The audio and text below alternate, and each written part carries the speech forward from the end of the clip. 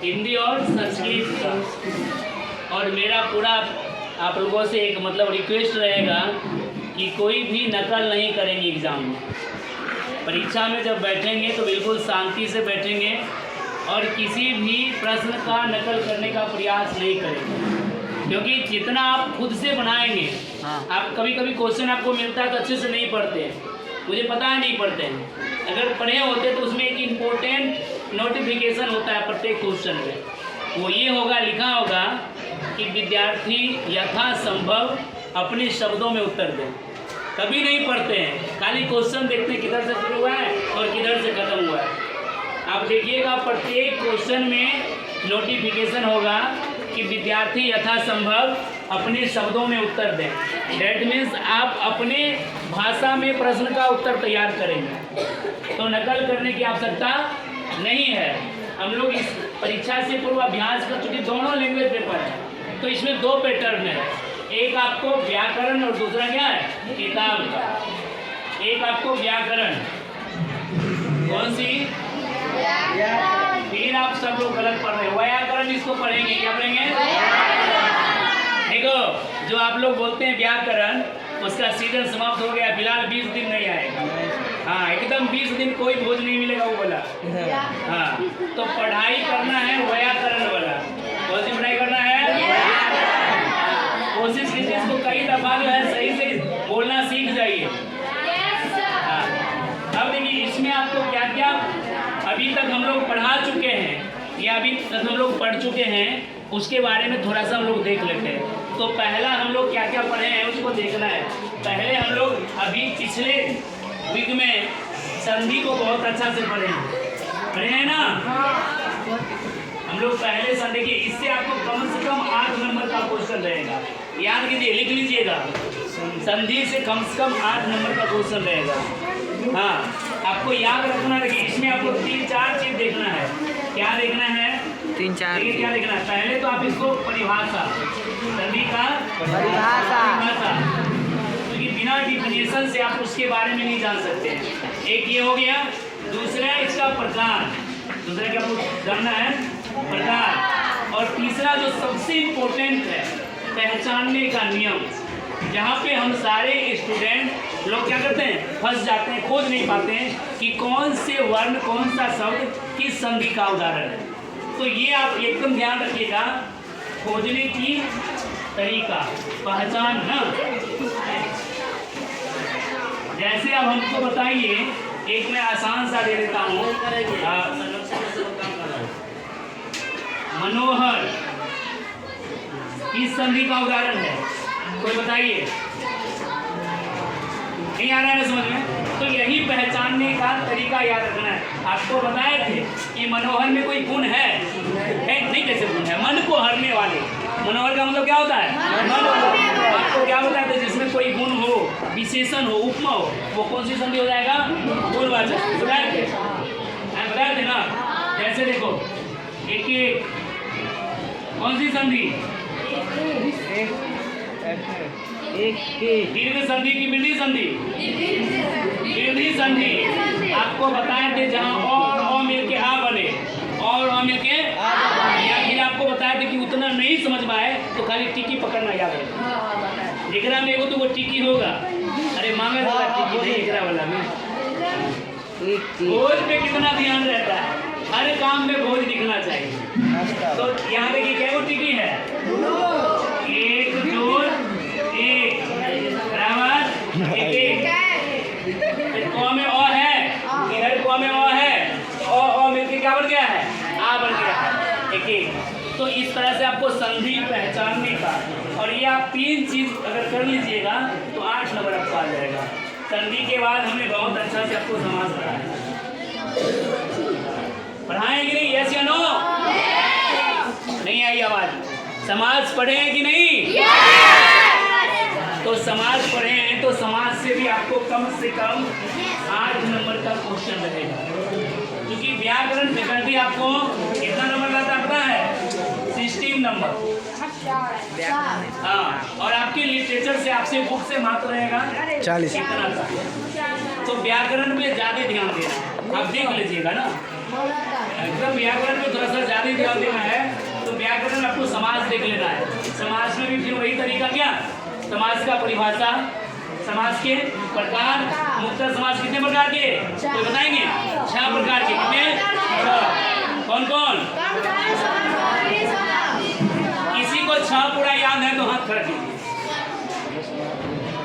किसी को याद है पूरा 6? किसी को नहीं याद है पूरा 6? तो मेरा क्लास पूरा बेकार हो गया। कौन कौन याद है उधर? क्या याद है? 6। किसी को नहीं 6 याद है?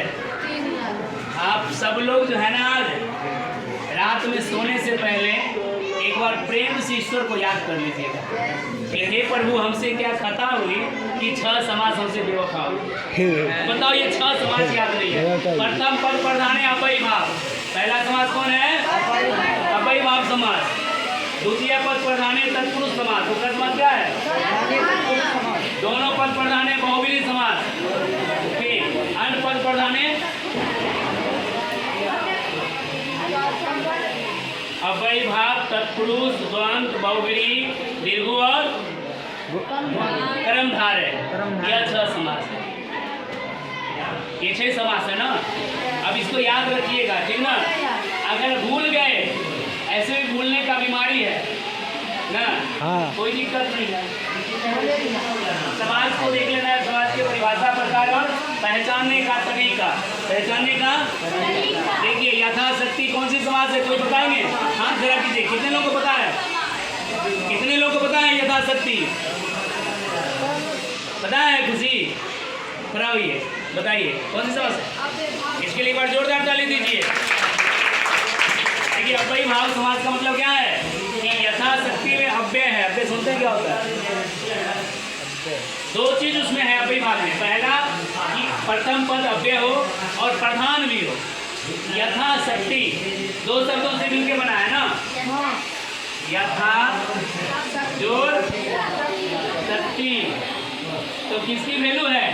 शक्ति तो पावर है ना, लेकिन इसका एक विशेष यथा जितना संभव हो सके, जितना संभव हो सके इसकी प्रधानता है। तो सामाजिक पद का पहला पद प्रधान हो या अव्यय हो, उसे हम क्या बोलते हैं? अव्ययी भाव समास। तो हमने समाज को बताया। अच्छा, तो समाज को देख लीजिएगा। फिर देखिए, सर्वनाम को क्या देखना है? सर्वनाम को। सर्वनाम क्या है? संज्ञा अथवा नामों के बदले जिसका प्रयोग होता है सर्वनाम कहते हैं। सर्वनाम के कितने भेद है? कितना होता है? 6। कितने भेद हैं? 6। सर्वनाम को देख लेना है।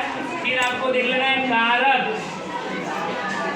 ठीक, कारक के कितने भेद? 8। कारक के कितने भेद? 8। उसके बाद वचन देख लीजिएगा। देखो, वचन देख लेना है। वचन कितने हैं? 3। एक वचन, 2 वचन और तो थोड़ा अच्छा से देख लीजिएगा। अब देखो, उधर से कह रहा है कि वचन 3 है। अमिताभ बच्चन, अभिषेक बच्चन और ऐश्वर्या राय बच्चन ना। अच्छा, ऐसे भी याद कर लो, कोई दिक्कत नहीं है। हाँ। अब देखो, उधर कोई कह रहा है कि वचन 7 है। अच्छा, नहीं बोले हैं? नहीं, अब वो 7 वचन नहीं होता है, 7 बंधन होता है। नहीं करना है, वचन को देख लेना है। अब देखिए, सबसे जो इम्पोर्टेंट है, इसमें से भी कई क्वेश्चन रहता है, उपसर्ग और प्रत्यय। क्या याद करना है? उपसर्ग और प्रत्यय। उपसर्ग की परिभाषा कितने लोगों को पता है? हाथ खड़ा कीजिए। उपसर्ग का परिभाषा एक को सिर्फ इतने क्लास में। अब बताओ, सारे लोग मार खा जाएंगे मेरे से। उपसर्ग पता है? हाँ, बोलिए, खड़ा होइए। इधर देखो।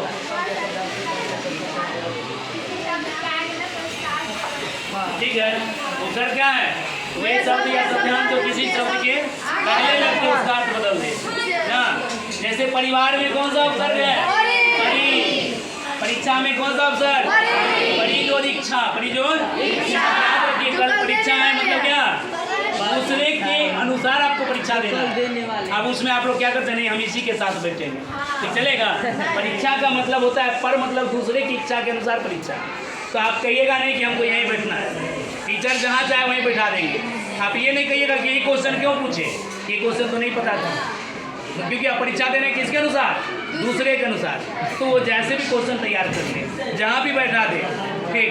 अब ये नहीं कह देना है कि हम एक बेंच पे 3 को बैठेंगे, 2 को बैठेंगे, क्योंकि परीक्षा का मतलब आप किसके अनुसार दे रहे हैं, दूसरे के अनुसार परीक्षा दे रहे हैं। तो आपको उपसर्ग और प्रत्यय, जो शब्द से पहले लग जाए उसका अर्थ बदल दे उसे उपसर्ग, जो किसी शब्द या शब्दांश के बाद में लग के उसका अर्थ बदल दे उसे प्रत्यय ना। जैसे मुराई में कौन सा प्रत्यय है, आई प्रत्यय। रजाई में कौन सा प्रत्यय है, देखो खुश कितना है रजाई के नाम, एक बार मार लो जोरदार ताली। ठीक है, महंगाई में, महंगाई में, बुढ़ापा में आपा प्रत्यय, बचपन में पन प्रत्यय, बचपन में पन प्रत्यय, याद रखना है।